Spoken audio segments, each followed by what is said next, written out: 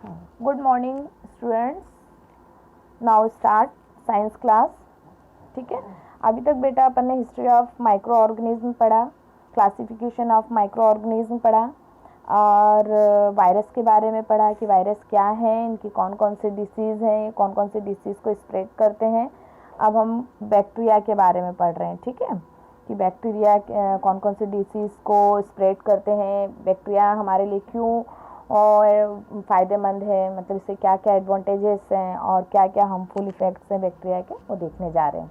ठीक है, देखिए, describe disease like dysentery and malaria are caused by protozoan. ठीक है, आप देख रहे हो कि कुछ डिसीज़ के नाम दिए हैं, डिसेंट्री, मलेरिया, है ना, ये सब किसके थ्रू होते हैं? प्रोटोजोअन्स के थ्रू होते हैं। Where is typhoid and tuberculosis, tuberculosis किसका फुल फॉर्म है? टीबी का। आर बैक्टीरियल डिसीज, टाइफाइड और ट्यूबरकुलोसिस जो है किसके थ्रू होते हैं? बैक्टीरिया। आपसे क्वेश्चन पूछा जाएगा कि प्रोटोजोआ के थ्रू कौन कौन से डिसीज होते हैं, right the name of protozoan disease, तो आप लिखेंगे dysentery and malaria. Right the name of bacterial disease, तो लिखेंगे टाइफाइड एंड ट्यूबरकुलोसिस। ये भी पूछा जा सकता है कि right the full form of TB, तो क्या लिखेंगे? Tuberculosis. Okay, You have learned about some of these microorganisms in classes 6 and 7। आपने कुछ माइक्रो ऑर्गेनिज्म के बारे में 6, 7 क्लासेस में भी पढ़ा है। अब ये देखिए, कुछ पिक्चर है। ठीक है, ये पिक्चर देख रहे हैं आप, ये है स्पाइरल बैक्टीरिया। ठीक है, बैक्टीरिया को उसके शेप के बेस पे क्लासिफाइड किया हुआ है। ये स्पाइरल शेप के हैं, इसलिए इसे स्पाइरल बैक्टीरिया, ये रॉड शेप बैक्टीरिया। ठीक है, इनकी पिक्चर्स ड्रॉ करना है आपको।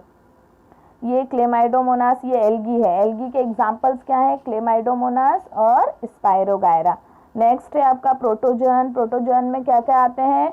Amoeba and paramecium. Okay, fungi, fungi में कौन कौन है? ब्रेड मोल्ड्स, पेनिसिलम और एस्पायरेगस। ये पिक्चर्स मैं आपको सेंड कर दूंगी। ठीक है, आप बनाएंगे भी और ये इनके नाम भी लर्न करेंगे, क्योंकि write the name of bacteria, two name of bacteria, fungus, है ना, ये सब पूछा जा सकता है। अब हम देखते हैं micro organism and us. Micro organism play an important role in our life. Micro organism का जो रोल है हमारे लाइफ में बहुत ही इंपॉर्टेंट है। Some of them of beneficial in many ways where some other are harmful and causes disease. हमारे life में कुछ बेनिफिशियल भी है इनके और कुछ हार्मफुल इफेक्ट्स भी हैं जो हम देखेंगे। Let us study about them detail. अब इसको हम देख रहे हैं डिटेल में। देखिए, फ्रेंडली माइक्रो ऑर्गेनिज्म। अब माइक्रो ऑर्गेनिज्म हमारे लिए फ्रेंडली कैसे हैं ये देखेंगे। Micro organism are use for various purpose. Micro organism का यूज हम वेरियस पर्पस के लिए कर सकते हैं, बहुत सारे पर्पस के लिए। मेडिसिनल पर्पस, सेल फर्टिलिटी को इंक्रीज करना, फूड प्रिजर्वेशन, अभी हम आगे देखेंगे, और भी बहुत सारे पर्पस में इसका मेनी पर्पस में यूज होता है। They are used in the preparation of curd, bread and cake. Preparation of curd, bread and cake, मतलब कर्ड मीन्स दही, ब्रेड एंड केक को बनाने में भी किसका यूज होता है? माइक्रो ऑर्गेनिज्म का ही यूज किया जाता है। Micro organism have been use for the production of alcohol synthesis. और एल्कोहल, एल्कोहल का, एल्कोहल मतलब शराब, है ना, एल्कोहल के यूज, एल्कोहल के प्रोडक्शन में भी किसका इस्तेमाल होता है, किसका यूज होता है? माइक्रो ऑर्गेनिज्म का। There are also used in cleaning up of the environment. हमारे एनवायरमेंट को क्लीन रखने के लिए भी कि कौन रिस्पॉन्सिबल है? कौन से? Micro organism. ये हमारे क्या करते हैं? सड़ी गली चीज़ों को डिकम्पोज कर देते हैं। ठीक है ना, इससे हमारा एनवायरमेंट क्या हो जाता है? क्लीन हो जाता है। For example the organic waste like vegetable peel. Organic waste में क्या क्या आते हैं? Vegetable peel, remaining of the animal faeces etcetera, है ना, हमारे ये फल सब्जियों के छिलके या जानवरों के मरे गए जानवरों के जो फ्लेसेस होते हैं वो उसको बैक्टीरिया क्या करते हैं? डिकम्पोज कर देते हैं। Are broken down into harmless and usable substance by bacteria. Bacteria के थ्रू इसको क्या कर देते हैं? ब्रेक डाउन कर देते हैं, डिकम्पोज कर देते हैं। ठीक है ना। Recall that bacteria are also used in the preparation of medicinal. इस तरीके से बैक्टीरिया हमारे एनवायरनमेंट को भी क्लीन रखते हैं और मेडिसिनल यूज भी इसका माइक्रो ऑर्गेनिज्म को किया जाता है। मेडिसिन में भी, मेडिसिन बनाने में भी इसका यूज किया जाता है। In agriculture they are used in increase soil fertility by fixing nitrogen. Agriculture में भी इसका बहुत यूज है, नाइट्रोजन फिक्सेशन में, सॉइल की फर्टिलिटी बढ़ाने में।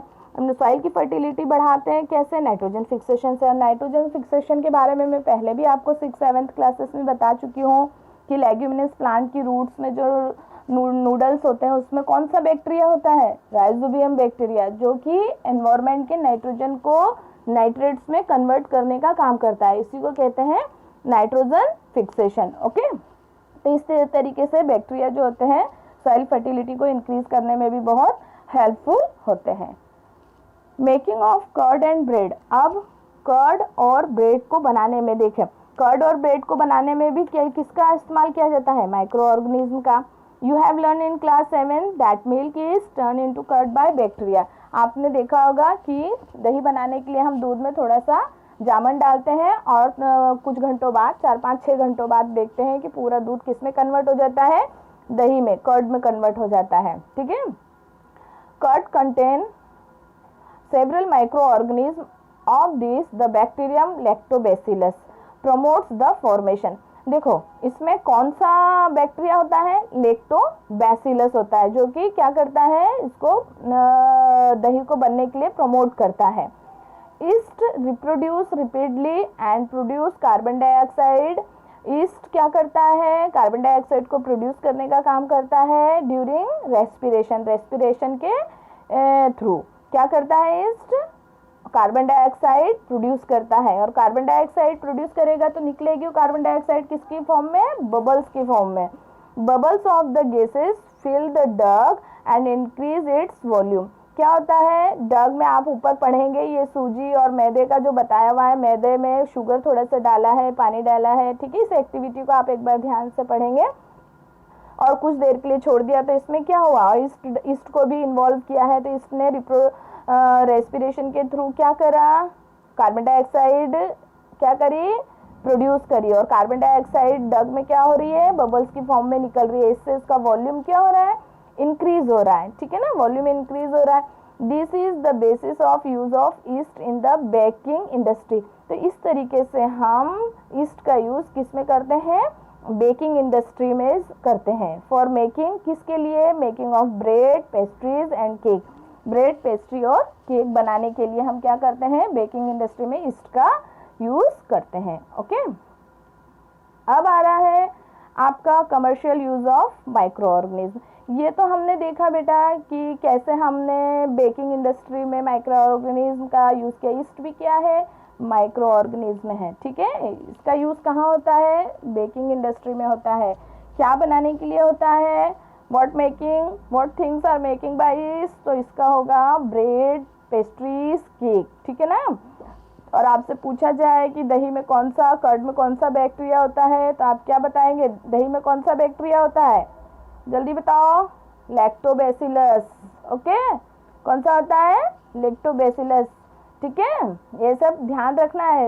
ऐसे नहीं कि बस सुन लिया और वहीं के वहीं थोड़ी देर बाद छोड़ दिया, वीडियो बंद हुई तो दिमाग के अंदर से सारा निकल गया। तो इसे ध्यान से सुनोगे तो जल्दी लर्न होगा। ओके, तो इस तरीके से हमने आपको बताया है कि माइक्रो ऑर्गेनिज्म का क्या यूज मतलब कौन कौन से यूज है, अभी और भी हम देखने जा रहे हैं। ठीक है, commercial use of micro organism. अब कमर्शियल यूज क्या है इसका? माइक्रो ऑर्गेनिज्म का कमर्शियल मतलब कमर्शियल का मतलब क्या होता है? ये हमारे मतलब व्यापारिक तौर पे इसका क्या यूज है? Micro organism are use for the large scale production of alcohol. बहुत अधिक मात्रा में एल्कोहल के प्रोडक्शन। एल्कोहल क्या है? शराब है। बहुत ज़्यादा मात्रा में लार्ज प्रोडक्शन करने के लिए एल्कोहल के हम किसका यूज़ करते हैं? माइक्रो ऑर्गेनिज्म का यूज़ करते हैं, है ना। Alcohol, wine and acetic acid, vinegar. Alcohol, wine, acetic acid जिसको हम विनेगर कहते हैं, इनका जो लार्ज स्केल में प्रोडक्शन होता है उसके लिए हम किसका इस्तेमाल करते हैं? माइक्रो ऑर्गेनिज्म का इस्तेमाल करते हैं। ठीक है, east is use for commercial production of alcohol and wine. अभी हमने ईस्ट का यूज ऊपर भी पढ़ा था, अब कमर्शियल यूज में हम पढ़ रहे हैं। तो इसमें जो आपका देख रहे हो आप वाइन और क्या बन रहा है, east is use for commercial production of alcohol and wine. Alcohol और वाइन को बनाने के लिए भी हम किसका यूज करते हैं, ईस्ट का यूज करते हैं। Okay, for this purpose east is grow on natural sugar present in the grains like barley, wheat, rice and crushed fruit juices etcetera. अब देखो ये ईस्ट कहाँ कहाँ प्रेजेंट होता है ना। Purpose east is the grown of natural sugar, ये natural sugar में प्रेजेंट होता है। लाइक बार्ली, बार्ली मतलब क्या होता है, बार्ली मतलब है ना, बार्ली में कहाँ प्रेजेंट होता है, बार्ली, व्हीट, ज्वार, बाजरा, चावल है ना, राइस एंड क्रश्ड फ्रूट और जूसी फ्रूट्स जैसे ग्रेप्स है ना। इन सभी के जो नेचुरल शुगर, जो मिठास इसमें होती है, इसमें क्या होता है, ईस्ट होता है। ठीक है ना, ईस्ट कहाँ कहाँ प्रेजेंट होता है, तो नेचुरल शुगर में होता है। ठीक है, नेचुरल शुगर ग्रेन्स में होती है, जूसी फ्रूट्स में होता है। ओके, फिर देखिए this is the smell of. अब देखिए ये एक्टिविटी को भी देखिए बेटा। Take a 500 ml beaker filled up to 3/4 with water. एक आप बीकर लेंगे, उसमें 500 ml पानी फिल करेंगे। ठीक है, 500 ml पानी लेंगे, फिल अप टू 3/4 मतलब उसका 3/4 हिस्सा पानी से भरेंगे। Dissolve 2-3 teaspoon of sugar in it, और इसमें 2-3 चम्मच क्या करेंगे, शुगर डालेंगे। And half of a spoon of yeast, और आधा चम्मच ईस्ट पाउडर डालेंगे।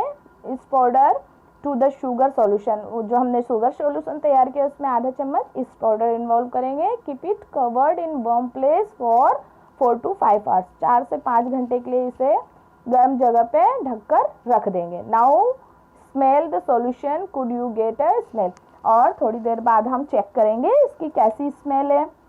तो this is the smell of alcohol as sugar has been converted into alcohol by east.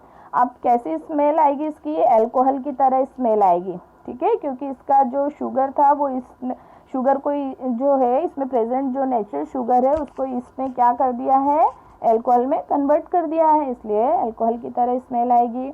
This process of conversation of sugar into alcohol is known as fermentation. इस पूरी process को क्या कहते हैं हम, फर्मेंटेशन कहते हैं। शुगर को अल्कोहल में कन्वर्ट करने की इस प्रोसेस को फर्मेंटेशन कहते हैं। क्या कहते हैं, फर्मेंटेशन। आपसे पूछा जा सकता है कि शुगर को अल्कोहल में कन्वर्ट करने की प्रोसेस को क्या कहते हैं, तो फर्मेंटेशन। फर्मेंटेशन क्या है, तो शुगर को अल्कोहल में कन्वर्ट करना क्या कहलाता है, फर्मेंटेशन कहलाता है। ओके, अब फर्मेंटेशन इस प्रोसेस को किसने बताया था, किस साइंटिस्ट ने इसको डिस्कवर किया था, सामने देखो लिखा हुआ है लुईस पास्चर।